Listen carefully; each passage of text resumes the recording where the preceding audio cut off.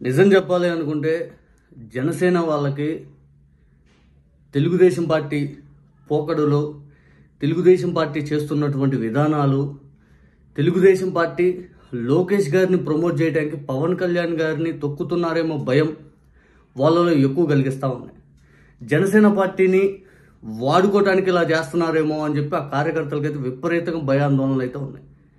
వాళ్ళు తెలుగుదేశం పార్టీ పైన తీవ్ర ఆగ్రహంతో ఉన్నారు. లోకేష్ గారికి ఒకవేళ డిప్యూటీ సీఎం కానీ ఇస్తే, డిప్యూటీ సీఎం పదవి కానీ లోకేష్ గారికి ఇస్తే ఎట్లా ఉంటుంది పరిస్థితి అని చెప్పి జన సైనికులు లేకపోతే కొంతమంది మాట్లాడే వాళ్ళు వీళ్ళందరిలో ఇప్పుడిప్పుడే కొంతమంది బయటకు వచ్చి మాట్లాడుతూ ఉన్నారు.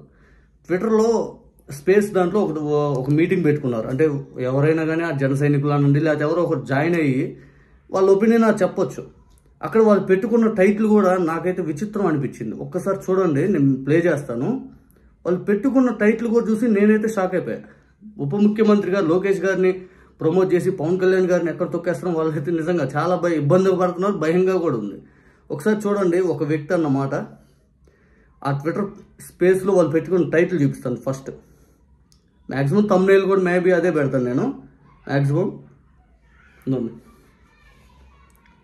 వాళ్ళు పెట్టుకున్న టైటిల్ వచ్చి కొంతమంది టీడీపీ కుక్కలకి చాకిరేవు. కనిపిస్తుందా మీకు? కొంతమంది టీడీపీ కుక్కలకు చాకిరేవు. వాళ్ళు పెట్టుకున్న టైటిల్ ట్విట్టర్ స్పేస్లో. ఒక అతను ఏం మాట్లాడారో చూడండి. పవన్ కళ్యాణ్, ఇది గుర్తు పెట్టుకోండి, పవన్ కళ్యాణ్ చెప్పులు నెత్తిన పెట్టుకుని తిరగాలి మీరు జీవితకాలం. అది మీ బతుకు. కళ్యాణ్ గారి చెప్పులు నెత్తిన పెట్టుకుని పూజించాలి టీడీపీ వాళ్ళని ఉద్దేశిస్తూ. ఆ తర్వాత వచ్చేసిలేకి ఇంకొక పాయింట్ కూడా ఇంకొక అతను మాట్లాడాడు. ఇంకొక అతను ఏం మాట్లాడాడంటే అది కూడా వినండి మీరు. నేను వేరే పనిలో ఉన్నాను, ఒక నిమిషమే. ఒకే ఒక పాయింట్ అమ్మా. 2014లో కానివ్వు, లేదా మనం చచ్చిపోతున్న 2024లో కానివ్వండి, మీకు అధికారం అనేది జనసేన పార్టీ, పవన్ కళ్యాణ్ గారు, బీజేపీ, నరేంద్ర మోడీ గారు వీళ్ళు వేసిన భిక్ష మాత్రమే. లేకపోతే అదం పాతాళానికి వెళ్ళిపోతారు ఐదు అని చెప్పి మాట్లాడుకున్న మాట. ఆ తర్వాత ఇంకొక అతను ఇంకొక మాట ఏమన్నాడు అది కూడా వినండి. అంటే ఇదన్నీ చూస్తున్న వాళ్ళు ఎవరికైనా కానీ ఇది ఒక అంతర్యుద్ధం. కూటమిలో ఇప్పుడిప్పుడే అనేది చీలిక అనేది వచ్చే అవకాశం ఉంది, కనపడతా ఉంది. ఆ చీలిక కూడా పవన్ కళ్యాణ్ గారి జనసేన వాళ్ళని ఇబ్బంది పెడుతున్నారు అనేది కూడా జనాల్లోకి వెళ్ళిపోతా ఉంది. ఇంకొక వ్యక్తి ఒక్క నిమిషం బ్రో, ఇక్కడ డిఫెండ్ చేస్తుంది అదే. కళ్యాణ్ గారు పర్సనల్ గా వాళ్ళు వచ్చారు, ఖచ్చితంగా ఇటు కూడా పర్సనల్ గా వెళ్తాం. చెక్కి కూర్చోబెట్ట ఒక్కొక్కరిని. రాజకీయంగా ఎదుర్కోలేకపోతే అన్ని మూసుకొని కూర్చోండి. మీ చిన్నబాబుకి చేత కాకపోతే చేత అయ్యేలా ట్రైనింగ్ ఇవ్వండి. అంతేగాని ఇంకొకరికి ఎదుగుతున్నాడు కదా అని చెప్పి ఆడి మీద పడి ఏడుస్తామంటే చెప్తా నా కొడకల్లారా. సింపుల్ గా చెప్తున్నాం. ఇక్కడ మాకు ఇది ఇంకొక అతను ఏమన్నాడో వినండి. అది కూడా నిజం చెప్పాలనుకుంటే ఇదంతా చూసేవాళ్ళు ఊరికైనా కానీ ఇది ఒక అంతర్యుద్ధం అయ్యాను స్వామి అన్నట్టు తయారైపోయింది. ఇంకొక అతను ఏమన్నాడో వినండి. ఇది ఎక్కువసేపు ఉంటుంది. 2014లో కానివ్వు, లేదా మనం చచ్చిపోతున్న 2024లో కానివ్వండి, మీకు అధికారం అనేది జనసేన పార్టీ, పవన్ కళ్యాణ్ గారు, బీజేపీ, నరేంద్ర మోడీ గారు వీళ్ళు వేసిన భిక్ష మాత్రమే. లేకపోతే పాతాళంలో ఉండేది మీ పార్టీ. అది ఎవరో అవునన్నా కాదన్నా దిస్ ఇస్ ద 1000% ఫ్యాక్ట్. ఇది ఇంక మీరు ఎన్నేను వాక్కండి. ఇక్కడ ఏదో కొద్దిమంది మీరు ఏదైతే మాట్లాడుతూ ఉన్నారో, ఏది మా పార్టీ పర్సెంటేజ్, లేదా మా పార్టీ గురించి, మా పార్టీ క్రెడిబిలిటీ గురించి ఈ ఒక్క మాట గ్రౌండ్ లో పనిచేస్తున్న వాళ్ళు, లేదంటే గ్రౌండ్ లో వాళ్ళు జోకర్లా మ్యూట్ చేసుకోవాలి, నీకు ఇస్తారు. అది టీడీపీ వ్యక్తిని ఉద్దేశించారు. వాడు పిచ్చిముండ, వాడికి అంతకంటే సీన్ లేదు. వాడు మాట్లాడండి బాబాయ్, నేను 2 మాటలు మాట్లాడండి. నేను అందుకే డిస్టర్బ్ చేయాల.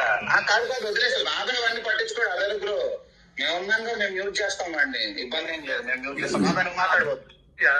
మీ పార్టీ తరఫున, మీ తెలుగుదేశం పార్టీలో కంటెస్ట్ చేసిన క్యాండిడేట్ ని కానివ్వండి, లేదంటే తిరుగుతున్న నాయకుల్ని కానివ్వండి, ఎవరినైనా సరే ఇది కాదు, ఇది జనసేన బీజేపీ వేసిన భిక్ష కాదు అని చెప్పి మీరు అనిపించుంటారు చాలు. జీవితంలో ఎప్పుడు నేను పార్టీస్ మాట్లాడను, నేను నా అకౌంట్ డిలీట్ చేసుకుంటాను. ఎవడైనా ఒక్కడు క్రెడిబిలిటీ కలిగిన నాయకుడు. నేను చెప్తాను నాతో మీ వాళ్ళు అన్నది మీతో ఇప్పుడు కాదు, 2021 మార్చి 14 వరకు ఇప్పటిలో మా సభ జరిగేంత వరకు మీ పార్టీ నాయకులు ఎవరైనా కానీ బయటకు వచ్చి మాట్లాడారా? లేదు. అరే మేము వచ్చి మా నాయకుడే ఎలక్షన్లు అయిపోయిన తర్వాత 2019 అసెంబ్లీ ఎలక్షన్ అయిపోయిన తర్వాత మీ నాయకులందరూ కూడా కింద నుంచి పై వరకు డబ్బులు ఉన్నవాడు డబ్బులు లేని వాటితో సంబంధం లేదు, ప్రతి ఒక్కరు అండర్ గ్రౌండ్ లోకి వెళ్ళిపోయారు. 2 years పాటు మా నాయకుడు మాట్లాడే ప్రభుత్వ వ్యతిరేక ఓటు చీలనివ్వననే పదం వచ్చేంత వరకు, అది వచ్చిన తర్వాత మాత్రమే మీ వాళ్ళు ఒకడొకడు బయటకుండా వచ్చారు. ఎందుకంటే ఎన్ని అయిపోయింది. మేము కూడా మా నాయకుడు కూడా మార్చుకున్నాడు విధానాలు. ఓకే వద్దు, ఏదో గొడవలు అవుతా ఉన్నాయి, ఇవన్నీ వద్దు అనుకునే సిద్ధాంతం ఉన్నదే కులాలను కలిపా. నిజంగా చెప్పాలి అనుకుంటే వీళ్ళల్లో అంతర్యుద్ధం అనేది మొదలైంది కార్యకర్తల్లో. తర్వాత నాయకుల్లో ఆల్రెడీ ఆ జనసేన టీడీపీ నాయకులు ఎలా అయితే మొన్న గ్రౌండ్ లెవెల్లో కలిసి పనిచేశారో వాళ్ళల్లో ఈ ప్రభుత్వ కార్యక్రమాల్లో మాకు ప్రిఫరెన్స్ ఇవ్వలేదు, లేకపోతే ఏదైనా ఆర్థికంగా బలోపేతమయ్యే కార్యక్రమాల్లో మాకు ఇంపార్టెన్స్ ఇవ్వలేదు, ఇటువంటి ఇప్పుడిప్పుడే మొదలవుతూ ఉన్నాయి. అది తీవ్ర రూపం దాల్చే అవకాశం ఉంటుంది, అతి తీవ్ర రూపం దాల్చే అవకాశం ఉంటుంది. మనందరికీ తెలుసు కూటమి ఏర్పడిన రోజు అధికారం వచ్చాక వీళ్ళు ఎట్లా విడిపోతారు, ఖచ్చితంగా వీళ్ళకే సఖ్యత ఉండదు. నాయకులు అనేవాళ్ళు ఎట్లా ఉన్నా పవన్ కళ్యాణ్ గారు తెలుగుదేశం పార్టీ కోసం ఎంత కష్టపడి పనిచేసినా అంతిమంగా ఆయన క్యాడర్ మాత్రం పనిచేయలేదు. బికాజ్ ఎందుకంటే ఒక ఈక్వేషన్లో మనం కరెక్ట్గా మాట్లాడితే 2 కులాలకి ఎప్పుడు ఆధిపత్య ధోరణి ఉంటుంది. ఆ 2 కులాల ఆధిపత్య ధోరణిలో ఫస్ట్ టైం మొన్న ఎలక్షన్లో కలిసి పనిచేశారు. ప్రతి ఎలక్షన్ అది జరగదు. ఫస్ట్ టైం మొన్న ఎలక్షన్లో కలిసి పనిచేసినప్పుడు మళ్ళీ అది జరగదు, కూడా జరిగే అవకాశం కూడా ఉండదు. వాళ్ళలో ఈ విధానంలో వెళ్తున్న క్రమంలో తెలుగుదేశం పార్టీ పవన్ కళ్యాణ్ గారిని ఎదగనిచ్చే ప్రయత్నాలు చేయట్లేదు. పవన్ కళ్యాణ్ గారు ఇండివిజువల్గా ప్రజల్లోకి వెళ్తున్నప్పుడు తెలుగుదేశం పార్టీ సహించలేకపోతుంది.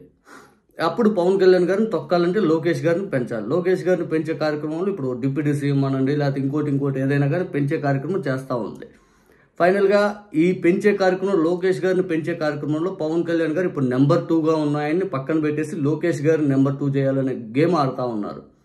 ఇదంతా చూస్తున్న విధానంలో ఖచ్చితంగా ఇది అంతర్యుద్ధానికి తీసుకొస్తుంది. కూటమి అనేది సఖ్యత లోపించి పై నాయకులు ఎలా బాగున్నా కూడా గ్రౌండ్ లెవెల్లో కొట్టుకుంటారు. ఇది జరగకూడదు మనం కోరుకున్నాం. ఎందుకంటే కొట్టుకునేంత దూరం రాకుండా విడిపోవాలనుకుంటే సఖ్యతగానే విడిపోండి, ఏమి ఇబ్బంది లేదు. ఎవరు ఎదుగుదల వాళ్ళు చేసుకోండి, అంతేగాని కొట్టుకునేదా తెచ్చుకొని కుటుంబాలను అయితే నష్టం తెచ్చుకోవద్దు దయచేసి. ఎందుకంటే పార్టీలు ఎంత ఉన్నా కానీ అంతిమంగా మీ కుటుంబం మీకు ముఖ్యం, మీరు గొప్పగా నిలబడాలని కోరుకుందాం. జగన్మోహన్ రెడ్డి గారు ఎప్పుడు కొట్లాడికి ఇటుకి ఎప్పుడు ఆయన ప్రయారిటీ ఇవ్వరు. అందరూ బాగుండాలి, కులం చూడడం, మతం చూడడం, ప్రాంతం చూడడం, పార్టీలు చూడడం, ప్రతి ఒక్కరు సంక్షేమ పథకాలు అందించాలి, ఈ ఆలోచనతో పనిచేసిన వ్యక్తి జగన్మోహన్ రెడ్డి గారు. వాస్తవంగా మీరు మీ కుటుంబాలు బాగుండాలని బలంగా కోరుకుందాం, అంతేగాని పార్టీ కోసం మీరు బండబూతులు తిట్టుకొని అటు ఇటు అయితే చేయొద్దు, చేసుకోవద్దు దయచేసి. ఇక తెలుగుదేశం అనండి, జనసేన అనండి, వాళ్ళు పవన్ కళ్యాణ్ గారు ఏ నిర్ణయం తీసుకుని మీరు పాటిస్తారు, వాళ్ళు టీడీపీ వాళ్ళు ఏ నిర్ణయం వాళ్ళు పాటించుకుంటారు. అంతిమంగా ఎక్కువ రోజులైతే ఇది ఉండేటట్టు అయితే కనపడట్లేదు ఏ ఒక్కరికి కూడా, ఇది ఫిక్స్. బికాజ్ ఎందుకంటే ఆర్కే రాధాకృష్ణ గారు స్వయంగా చెప్పారు, మొన్న తిరుపతి తొక్కిసలాటే మొట్టమొదటి ఇన్సిడెంట్ పవన్ కళ్యాణ్ గారు ఇండివిజువల్గా వెళ్ళి క్షమాపణ చెప్పి చెప్పించాలని కోరటం అక్కడ పెద్ద మైనస్ అయింది. చంద్రబాబు నాయుడు గారు సైలెంట్ అయిపోయి పవన్ కళ్యాణ్ గారి ఎలివేషన్ వచ్చేసింది అక్కడ అనేది. ప్రతి ఇష్యూలో పవన్ కళ్యాణ్ గారికి ఎలివేషన్లు పెరిగిపోయి చంద్రబాబు నాయుడు గారు తగ్గిపోతూ ఉన్నారు. ఈ గేమ్లో పవన్ కళ్యాణ్ గారు పెరిగేసేలేక టీడీపీ తగ్గిపోతుండేలేక ఇది తెలుగుదేశం శ్రేణులు భరించలేరు. ఎక్కడ తెలుగుదేశం శ్రేణులు పవన్ కళ్యాణ్ గారు తొక్కేస్తే జనసేన వాళ్ళు భరించలేరు. ఇది ఒక అంతర్యుద్ధం. అంతిమంగా ముమ్మాటికి ఇది ఎవరు ఎన్ననుకున్నా ఇది అంతర్యుద్ధం అంతే.